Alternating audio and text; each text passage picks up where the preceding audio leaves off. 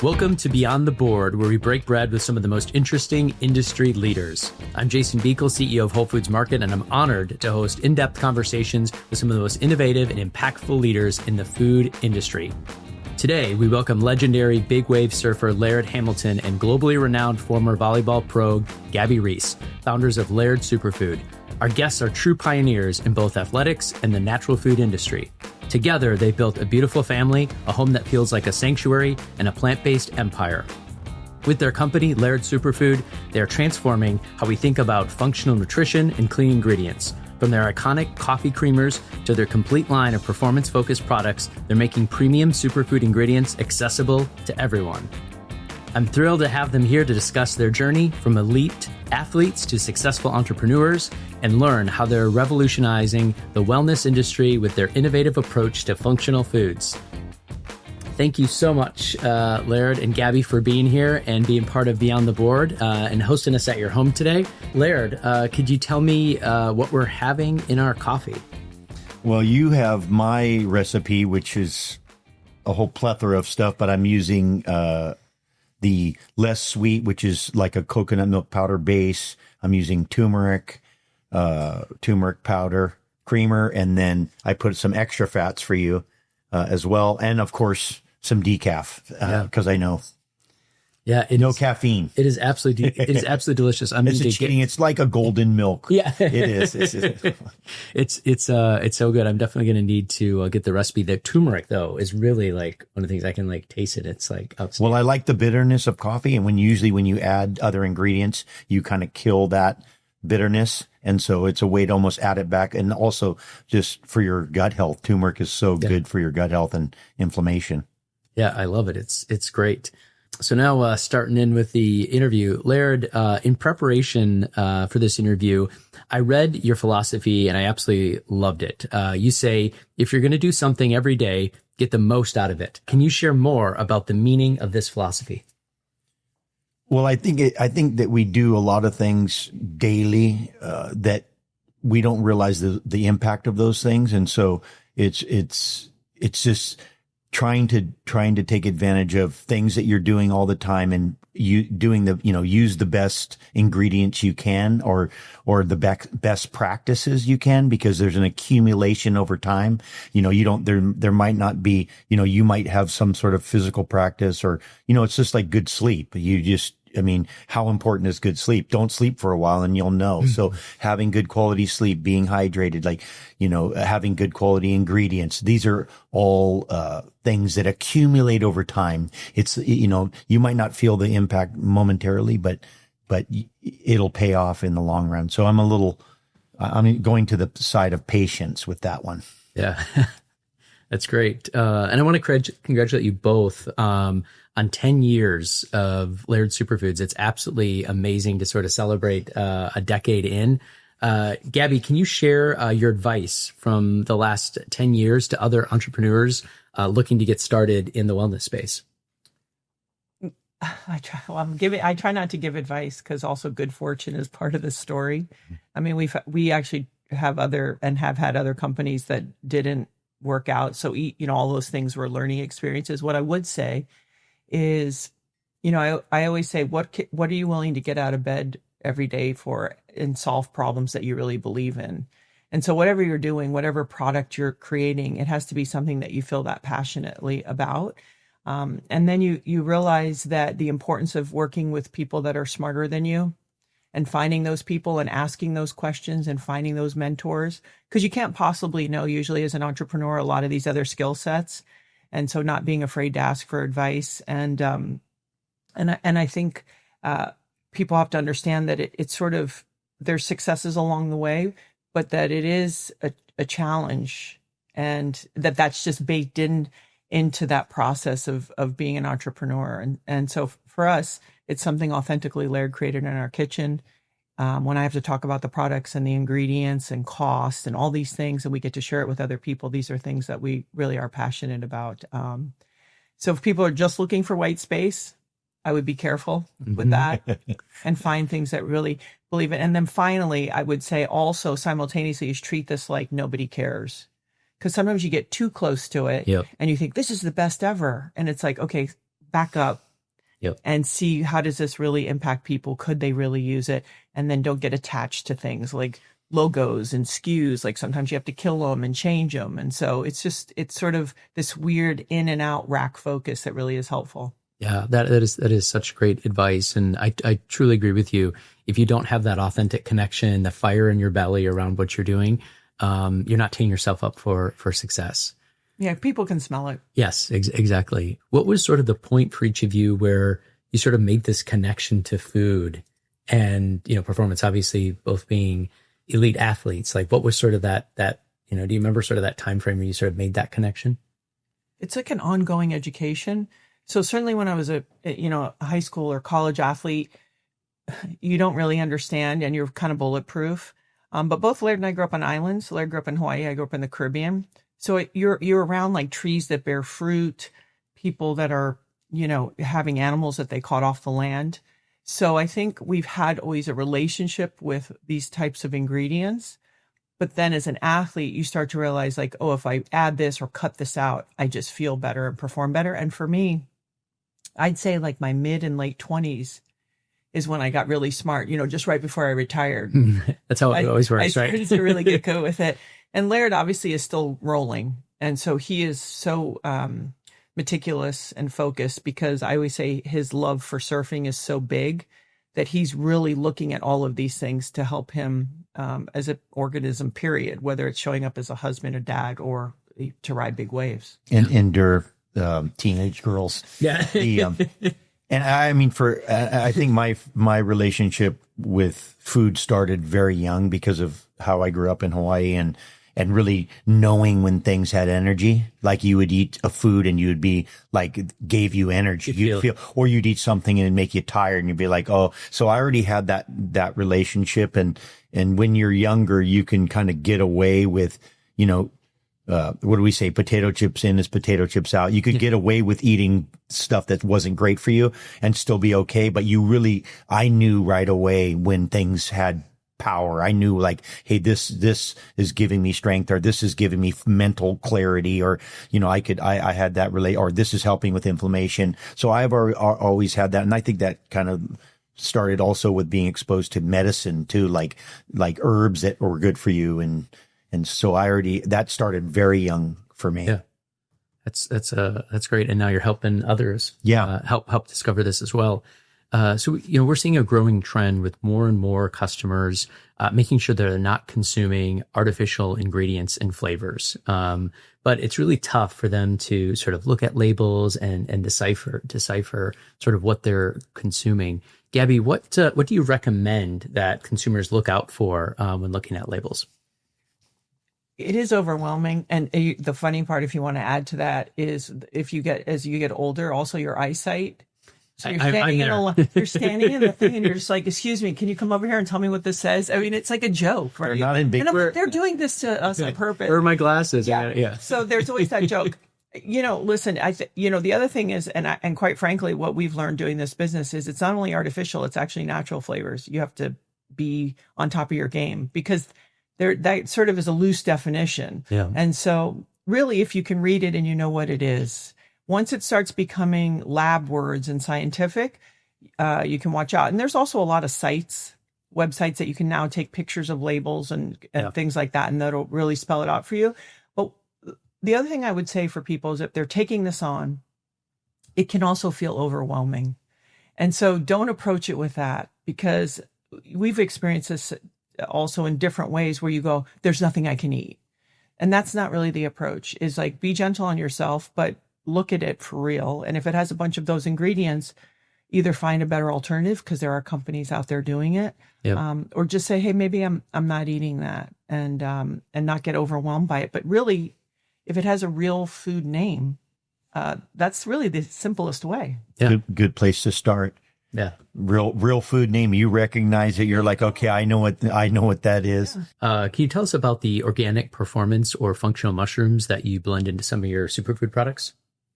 Well, I think we're looking for ingredients like lion's mane, chaga, cordyceps, maitake, like all of these mushrooms that bring assistance to your body's own natural immune system or your cognitive or your oxygen levels. I mean, we know cordyceps help us absorb oxygen better. So in a way, like what Gabby said before, supporting your body's own natural processes and stimulating. It's not like you just want to feed your body what it needs to make it do what it does better, right? Yep. Or just optimum. And so, and mushrooms, we've learned for years, we've learned in the last few years the benefits of mushrooms in general, but not like, it's not new. Again, it's just, we're rediscovering this stuff's been around forever. People have been consuming mushrooms forever. So I think that's a thing about it, is that people are like, oh, this new thing. I'm like, well, no, I have a saying, there's nothing new. It's just a new application of an old idea. It's been around. People have been consuming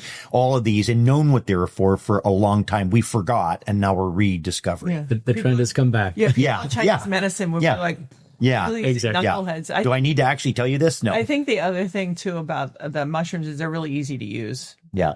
The flavor doesn't really change. The profile doesn't really change. Like your smoothie or your coffee, you can throw in your coffee. So again, it's that easy use and the everydayness. You can, I would say you can disguise them well, right? Yeah. There's bad things we can disguise well, but you can also, just straight mushroom powder and water. Like, I don't mind that, but most people are like, I'm not going to drink that every day. Right. So how do we put it in places that people are getting benefits? And that's what we try to do a lot of the time, is to put ingredients that are good for you, that don't dominate the experience, so that you won't do it. You just won't, at the end of the day, you won't do. There's some people that will, but that's a very small group. That's great. What are your favorite mushrooms? Well, I don't know if you can see behind Laird's head is his chaga pot, his chaga teapot that runs all the time. So I would say Laird does some really interesting things with chaga. And I feel like I use lion's mane. We actually now have a single ingredient mushroom. So if people are looking for a specific one, I use a lot of lion's mane. Well, and I have a tendency to lean towards cordyceps because I like oxygen, especially when you're dealing with the water. Yep. I always have that in my head. Anything that gives me more oxygen, helps me absorb oxygen, check. I'm in. As an example. You guys carry because I shop at the Whole Foods right by here. Yeah. And you have a blue oyster that for cooking that we use. So for cooking, not only that, it's just so pretty. Yeah, no, they are. Yeah. Love mushrooms. Thanks for sharing that. So Laird Superfoods and Whole Foods Market have both banned synthetic colors and products since our companies began. Now with the FDA's ruling this year, the conversation is taking center stage. What do you hope to see next in the conversation for accessing quality ingredients in our food industry? My hope is that we sort of talk more about the farming, and that we get into sort of that, agricultural, the cooperation between the animals and the plants, and that, that doesn't become something that's so niche and that you can only get if you order it and then it shows up at your house, but that we find the way to kind of reintegrate the system and see if we can start to make that a way, best practices for business, and that companies can actually make a living doing that. I'd be really interested to see if we could get back to some of that, because it's just better. It's better for our soil. It's better for us. It's just better. And the other side of that is like, hopefully this is something we can all agree on. Mm-hmm. Kind of feels funny how even that's like, oh, my synthetic, you're mad about, like, we find a way to politicize everything instead of like, how do we collectively move forward and help our kids and what's in our school lunches and everything just be a little better. Yeah. Well, and also food and fun. We say in our house, like, if you want to eat the thing because it's fun, that's okay. But just kind of getting that where it's that differentiation, like, hey, I'm eating food, I'm having fun. Like, they're different. Yeah. And knowing it's fun. Like, just call that one fun and that one food. And you'd be like, hey, I want to have fun today. Okay, cool. At least but don't think you're having food when you're having fun. Yeah. And if you're having a lot more fun, you have to think, what are the consequences of that? So I used to just teach my girls that. I'm like, listen, food fun. Yeah. I love that. What do you see coming in the future years within the functional foods and beverage space? How will this area evolve? Well, the fact that it's getting competitive and there's a demand for it, I think there's going to be a lot of innovation, and I think it's going to be interesting to see.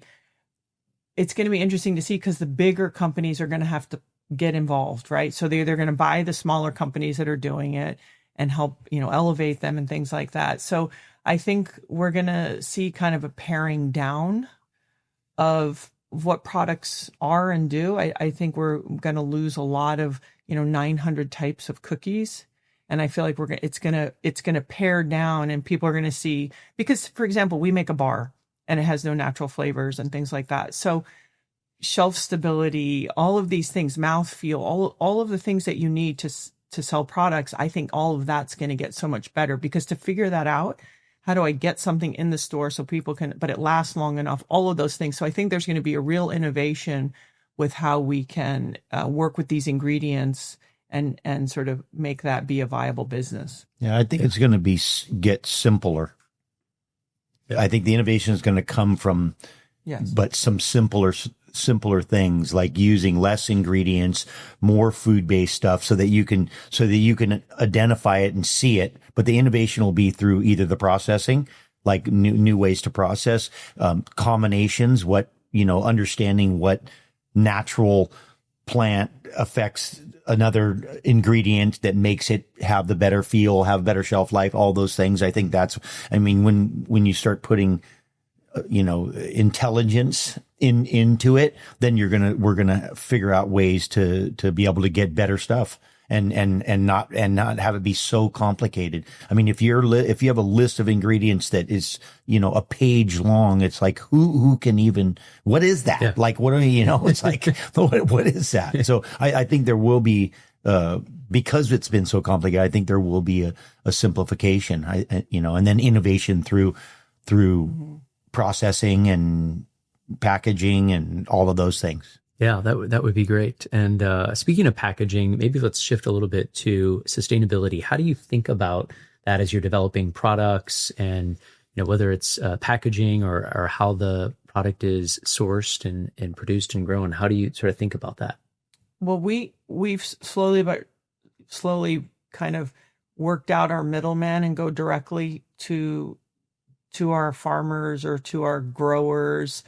So our CEO has really made a big effort in having these direct relationships to know the people who are actually creating the ingredients. And that has been a really big one. And the fact that we are in powder, per serving, it's less expensive, but also less packaging, less waste. That was an early choice too. That powders were just, but part of that is an education process, because people aren't so powder friendly. And so we still have to meet people where they are too, and maybe we can bring them over into it. But so I think that's another piece of it. I mean, you're also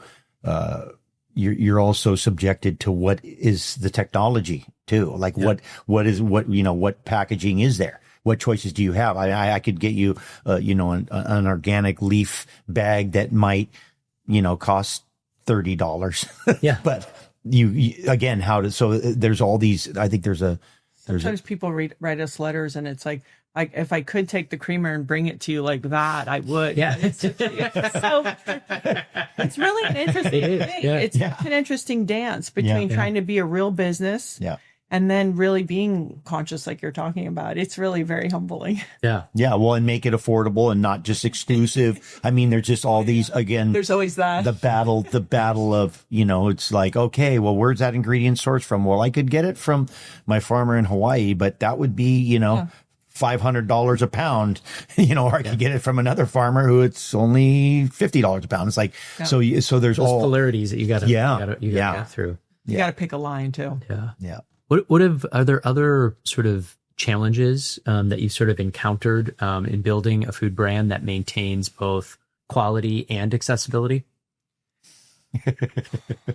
Where to start? Survival. Let's go to survival. The challenge, survive.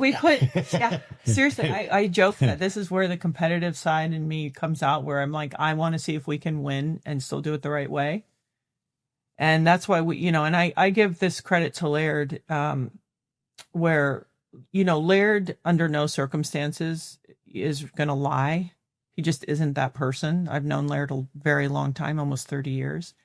And so we put up some pretty rugged guardrails right at the beginning of our business that makes it really clear and easy. Because right when you start to go, oh, we can't get vanilla, we could use a natural flavor. It's like, yep, bang, you got a guardrail just to slap you in the face a bit. Yeah. It took years to get. So having the guardrails up, I would say is the number one. Because then it just takes the ambiguity out of it. I call it the bread basket. When you go to a restaurant and you're starving, if you say, okay, when they come with the bread, I'm not going to touch it. You've decided, it makes it easier. If you're on the fence, they go, you go, oh, it looks good. I'm sure someone's grandmother made it. I'm sure it's okay. So I think the guardrails. Yeah. And you go, hey, not at any cost. And that's how you have to choose. You just go, we're not going to be successful at any cost. We're going to do this in a way that we at the end can respect each other and ourselves and see how it goes. And then fight the whole time. Yeah. Along the way, because you don't just put guardrails up and then walk away. You have to maintain guardrails. You have to maintain guardrails have to be maintained. To our C-suite too. This goes back to a CEO who's also willing to fight for us and our values and not undermine them. So this goes back to also those people that you really need because it's hard. Yeah. And the constant education too, constantly educating people you're working with as well. Totally. Separate from customer, people you're working with. It's like, okay, new people. Yeah. Okay. Hey, this and that. Well, what do you mean that's bad? Or that's, that's okay. This is what we're doing. So well, we've been told we would have food scientists and we'd come in and say, no, really, we're not going to do these things. And they go, oh, okay. And then they talk about this is industry standard. To preserve a dried fruit in a bar requires a tocopherol, right? And they go, this is an industry standard. And you go, cool. But that's not our standard. Right. And they just look at you okay. So it's so great because you get to bump up against it all the time. Yeah. Are you sure? Are you sure? Are you sure? Well, it continues on. Yeah. It's the battle doesn't end because there's always another situation where you're either establishing the guardrail or you're putting up a new one. Yep. Well, I just see the complete alignment between our two companies as far as, for us, you've got your guardrails. We call, in many cases, these are our quality standards, the values very similarly, and saying no, these are non-negotiable. These items are not going to show up in products on our shelves. And, well, that, I don't know if you wouldn't know this, but we also, when in developing our products, have used some of your quality standards to inform how we've developed some of our products. And obviously let's not kid ourselves. Part of it's strategic. So if we want to come to you and say, hey, we're already there. Yeah. But also we've already done. It's a good way to look at it. Yeah. It's always one of the pieces of advice when folks say I want to get on your shelves. I'm developing a product. I've got this. First step, go look at the quality standards. Now of course. If you don't meet those, there's just no chance. Well, it's you guys have done a lot of work because you're dealing with so many different things. Yeah. Right. So that in a way you created a nice template if somebody, wants to make a good product. What are some of the ways your work with producers to ensure sustainable and responsible ingredients come about? Well, I think it's our CEO, they'll oftentimes go and send someone. And I think it's sort of that whole part of the reason that we're buying this from you is because of your practices. Mm-hmm. And if you don't do it, it won't meet our standards and we won't be able to purchase from you. So again, unfortunately, profit is a driver. So it's really encouraging them that's why you're a customer of what they're doing. And then you're going to also develop long-term relationships as well that you're planning on, that you want them to be your supplier. You're going to be here and you're going to be able to take their production and all those just to give them that security too. I think obviously that's a piece of it, making them feel secure. Hey, we're here. We're committed to you. We're not going to just go down the street when something cheaper pops up or something, but you got to give us a fair value. And of course, that's only after the practices are right and, all of those other things. And what's great is because we do use so few ingredients that we sort of need what we need. Yeah. And it's not that complicated. We're not spread over. So when we need our coconut powder, it's we need it. When we get the Aquaman from, the guys in Iceland, it's we need it. So it also makes that pretty straight up. Yeah. It really reminds me, we have a core value about, creating win-win supplier partnerships, Yeah. and figuring out that win-win is so important, and creating a long-term, Of course. shared fate partnership. Well, even being their partner, or maybe they're going to make, create more production or something, and you can be a partner with them and be committed to them. I think that's true in any relationship. I mean, it's, that's how you build that unity is, Exactly. not just, okay, give me your product, and if I get a cheaper one, I can go. I mean, that just undermines everybody. So we're all about win-win. That's, I mean, we operate that way in our professional career, hopefully in our family. And I mean, we believe that. Yeah. We believe that. It's the only way. I'm going to shift gears for just a second. We're obviously, I mentioned we're in your home, and it truly is a wellness sanctuary. Can you tell us a little bit more about the wellness space that you've created in your home and sort of how you utilize it? Well, you'll get more of a tour later. I was joking with your crew You today haven't seen that the we half have a of it. 2-seater hyperbaric hard shell back there, that you could stuff them in there, Laird and Jason, and they could do it. There's a little hum from the motor. We have a full gym downstairs, and let's be clear, this is a real luxury for Laird and I to be able to do this. It also was sort of a priority. Mm-hmm. So if you said to me grand entrance ways or, jewelry, I'd say, a red bed or hyperbaric. That'd be cool. Yeah. So we have it. So, and you'll see maybe later people coming in that are our friends and we have got saunas and pools and things like that, and just create a space that it's more efficient also. So I think for us, it was like, this is our values. These are the things that we'd like to invest in. And it's a place that we can share with our friends. It's also like a test lab. So we'll have we'll have athletes that have been hurt. They can come here. This isn't, we're not charging. They just come in. We continue to learn and experiment also.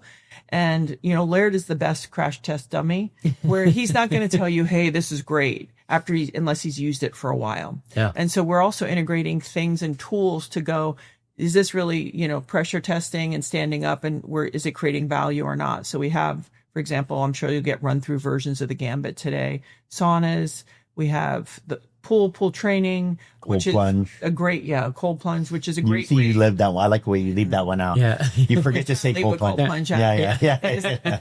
The pool can provide, I don't know how deep you'll go today, but ballistic training, hard stuff that doesn't kill your joints, right? Because all of this whole concept is the long game. Yep. The long game, which, listen, it's less sexy, let's face it. Yeah. But it's all of those things. And so I think for us, it's a way to keep learning and keeping our eyes open, keep connecting. If somebody needs something, we can offer that. And it's right here. The funny thing is using it because it is right here. Yeah.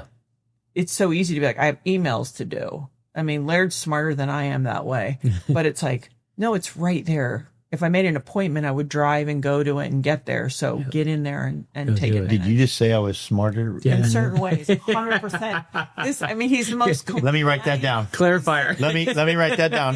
What's the date today? Client, What time is it? Let me see. person, like just so diligent, looking at sunlight and, doing all the things. So I really, I always say I draft off Laird's energy. I sort of go, I got to, get it. I get to get in there and get behind him and get going. So it's really, it's the number one luxury is the opportunity to have things that support your well-being. Well, and we've made it our business, right? We both were athletes, are athletes. We spent, we would be in recovery, we'd get injured. What do we need for that? And then that all of a sudden that leads over into what do we need for increased performance, which, by the way, that is longevity. So when they're trying to separate longevity from performance, you can't. Yeah. It's all part of it. Like that's the whole. And what's interesting is recovery is performance is longevity. So when you start, they all come together, and we compartmentalize everything. And so in a way, this keeps evolving as we learn. Like Gabby said, we learn from people that come. We learn from people we know. We're constantly looking at, there's certain foundational things that don't change. We know that heat and ice really don't change. We know the benefits of those. You're not going to get rid of them. Those thermoregulating, is the most energy consuming process. You're not getting rid of that until we become something else than what we are. And so, and the same thing with oxygen, hyperbaric chambers, same thing with light. You're not changing that. You're not changing our relationship with the sun. We need that. So, and then we go into, okay, supplements but we make it our work, Gabby's podcast, my pursuit for performance, those things continue to, and I think being interested, willing to learn, being like, oh, you know what? We used to do that. Now we don't do that. We do this. Certain things are foundational. And then there's things that are coming and going, and we're just trying to keep learning. And I think that's the objective, right? Is be open to the next thing, but there is no magic pill. Everybody wants that thing where what makes it so I don't have to do anything? Well, there isn't anything that you can do that doesn't, you're going to have to do something, and you're probably going to have to do quite a few things. Right. So, and again, we've been able to turn that into our work. That is our work. I mean, technically, I believe that's everybody's work, and you're just subsidizing that with other kinds of work. Yeah. But that's our work. If you're alive, your whole objective is to stay alive and try to live as long as you can. Yep. I would think possible. Yeah. As and a high quality. So that's my perspective. Insanity. Let's face it. Yeah. What is it? Viktor Frankl's response and stimuli. How do you create the distance so that you can, more times than not, just try to show up as who you're trying to be? Yeah. Absolutely. I think that's some great tips there. So what does your daily fitness routine look like for each of you? It depends on the day. For me, I do a land training Monday, Wednesday, Friday. I'm much more rigid than Laird. Did you just say that? Let me write it down. Yeah. You don't have to write it down. Gabby said she's you need a lot of recording. She's rigid. Well, I'm not, because I have to, or I'll get followed up by the schedule.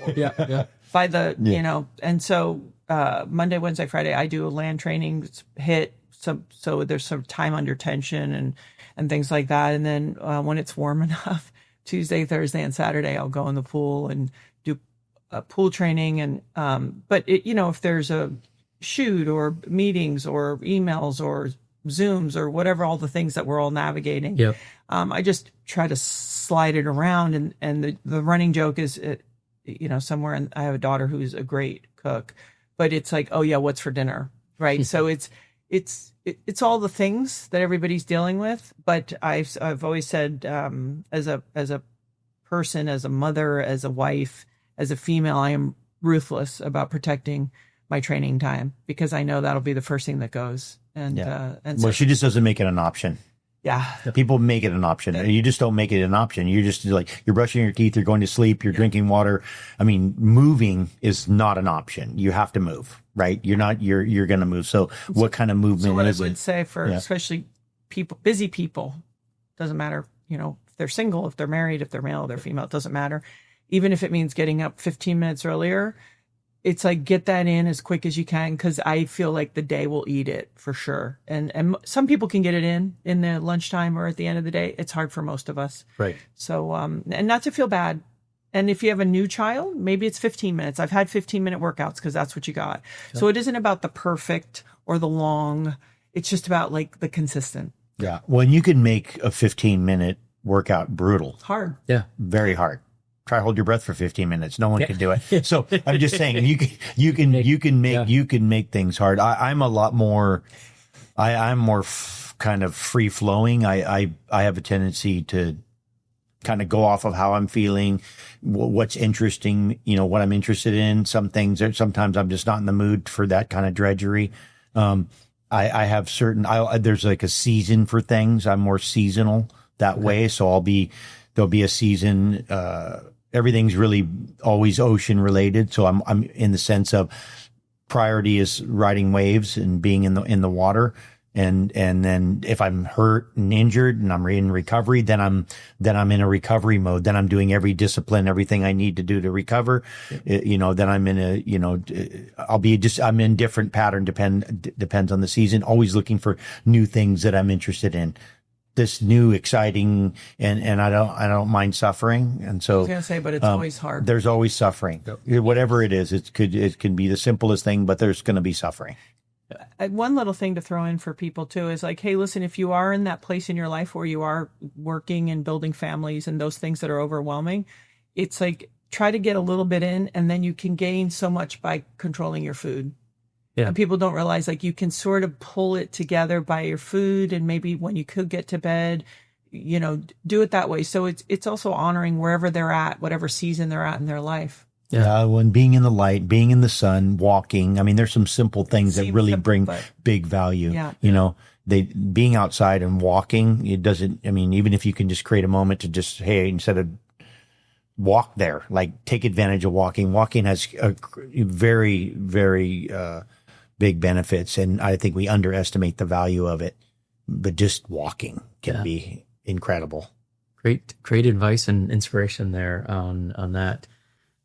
Shifting gears, how do you integrate and balance your roles as athletes, parents, and entrepreneurs? Well, it's like everybody. You're balancing all the roles. I think it's trying to stay as organized as you can as far as what needs my immediate attention and also your values, right? So for me as a mother, let's just say my family it's actually, I always say my health first, because I can't do it really for everybody. Now, if something happens, of course, the kids and Laird and everybody takes priority. But let's just say the approach is I go, okay, no matter what, I'm going to take care of myself. Then I'm going to cater to everyone else's needs in my family. And then way down there is my work, even though I have a lot of energy for that work. So it's setting that up, but then sometimes it rotates. So if I'm on a work trip, my family, I'm not there, right? Or if it's been too crazy, then they slide up. And so I think it's a moving, malleable thing that you always feel guilty about and weird. It's just some weird mechanism that happens. You build a relationship with that. And I think what I've learned is communicating.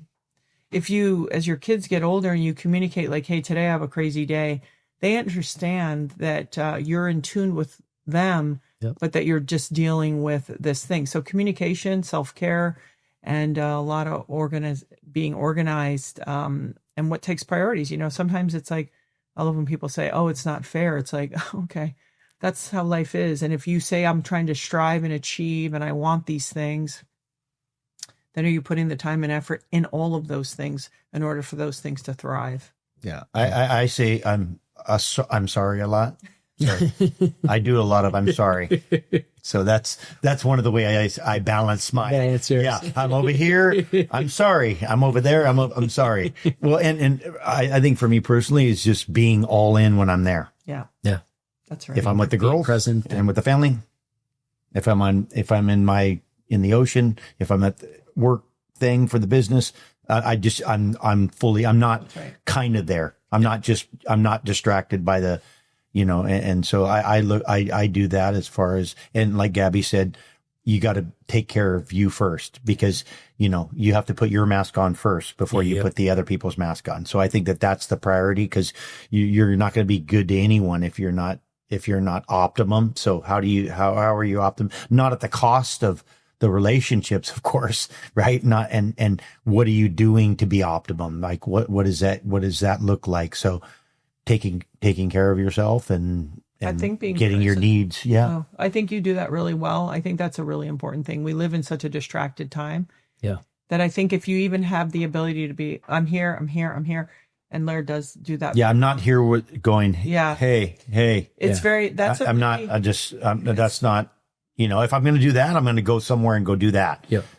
Like I'll do that. If I'm going to go outside and, be in the trail, I'm going to be over there doing that. Yeah. I'm not going to be doing the two. I mean, and you always have some balancing within that as well, but being able to try to because I think if you're all in, then you're the most productive you can be at that point. And then you shift to the next thing. And then but if you're partially here and partially there and partially over there, none of them get good.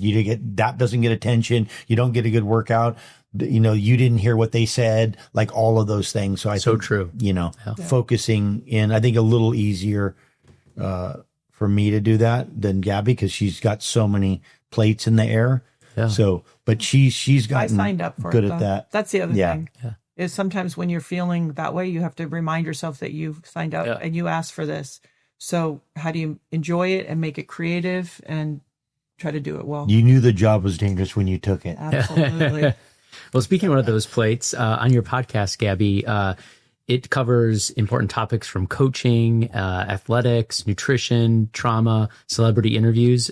Is there any recent episode or topic that you're really passionate about right now?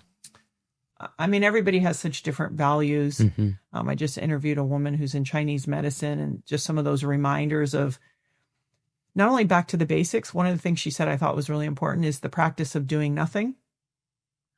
We're, as Americans, trained to be so productive. And I think doom scrolling actually is a release. It's a reaction to always feeling like I'm supposed to be productive. And she says, you know, she has 2 kids and a practice.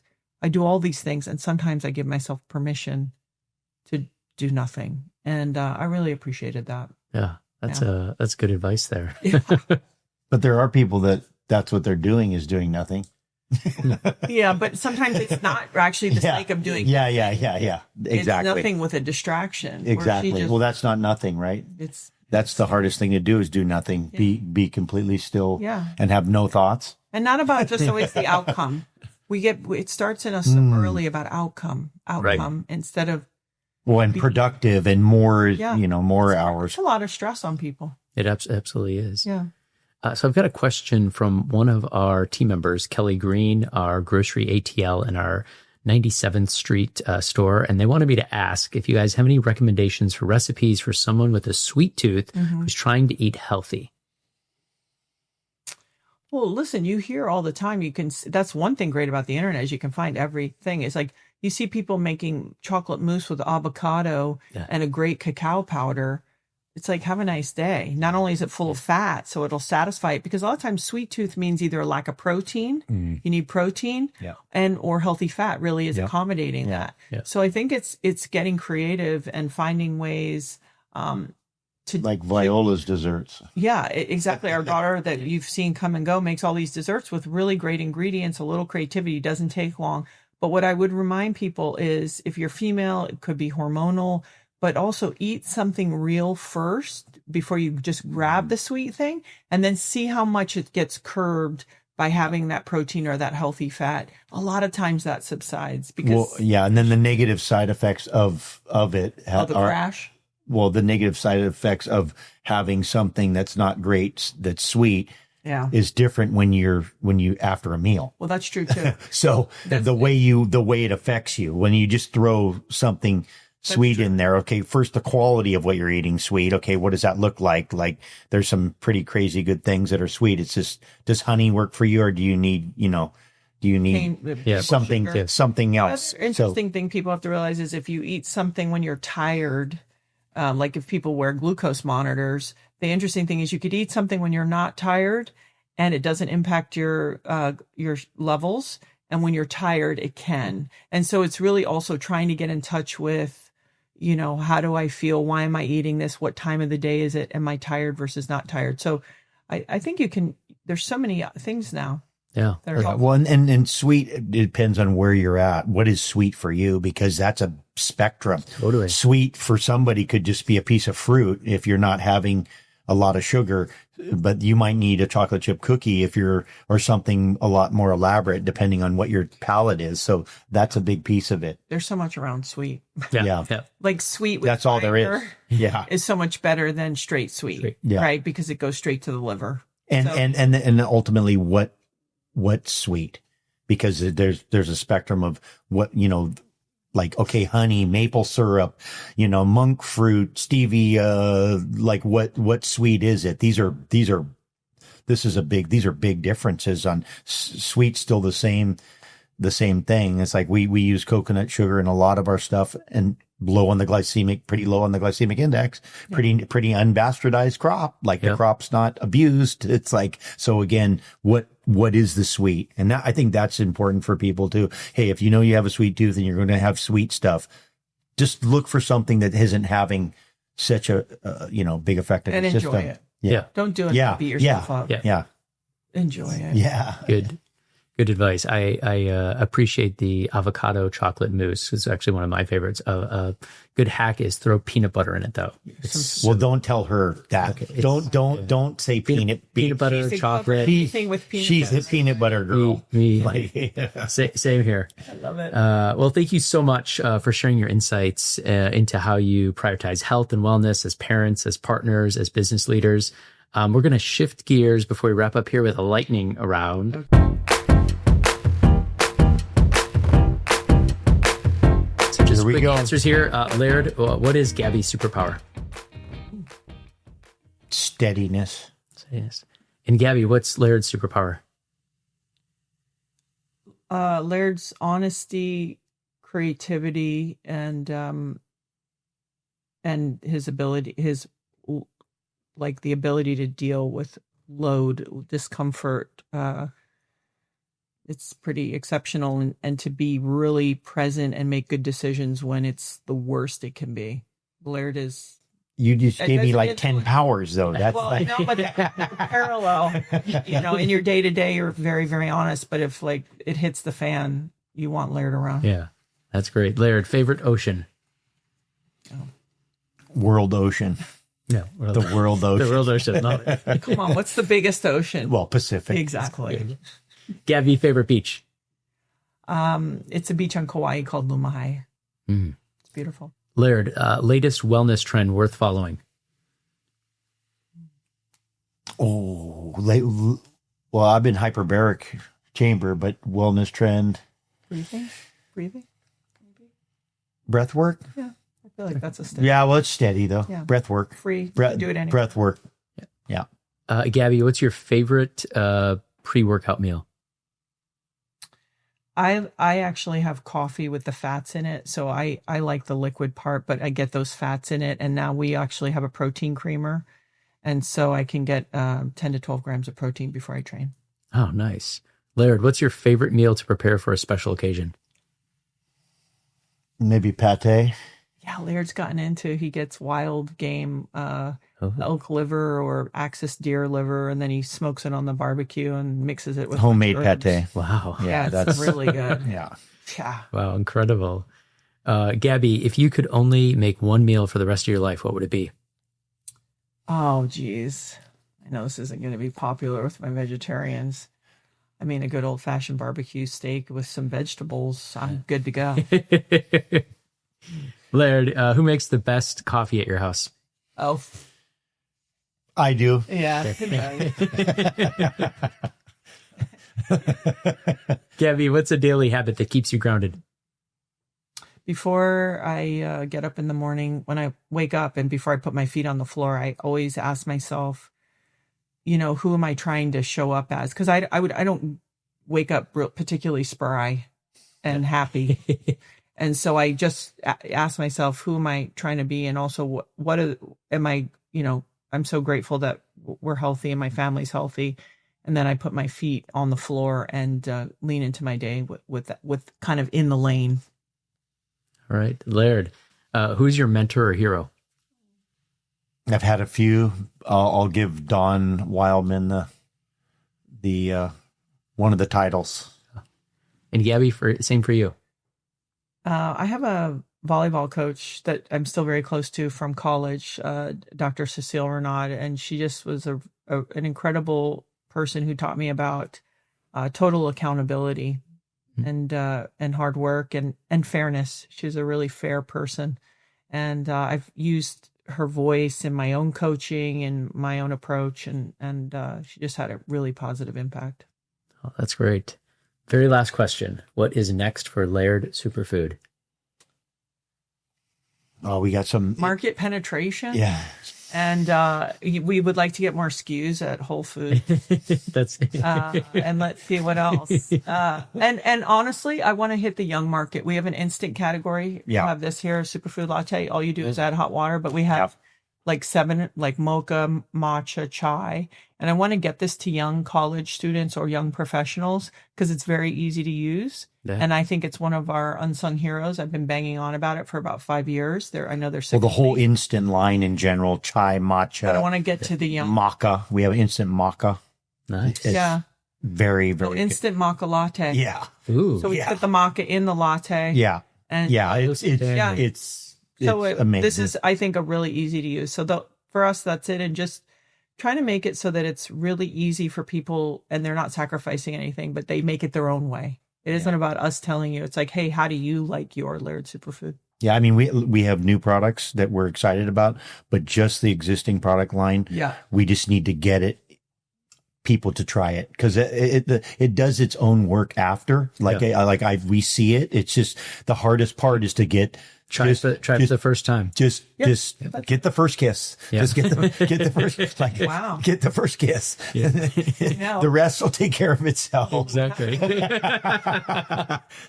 I love it. Well, before signing off, I do have to say you guys have the coolest UPC code in the entire industry, in my opinion. So for our listeners who might not have seen the packaging, it's a wave, and it just fits so well on the packaging. We do really appreciate you coming here and taking time to talk about the brand, and ultimately we are really grateful. So thank you. Yeah, no, the pleasure was all mine. I learned so much. It was a great conversation, and just thank you both for all of your wonderful insights. I know our team members are a huge fan of the products as well as our customers, and I'm sure they'll appreciate hearing directly from both of you. And through Laird Superfood, Laird and Gabby are revolutionizing the wellness industry and their innovative approach to functional foods. They believe that from your first cup of coffee to your last snack, everything you put in your body should fuel the best version of yourself. Whole Foods Market couldn't agree more. Thank you for tuning into Beyond the Board, where we highlight the people and products shaping the future of food. Until next time, let's keep supporting brands like Laird Superfood that bring innovation and authenticity to our tables.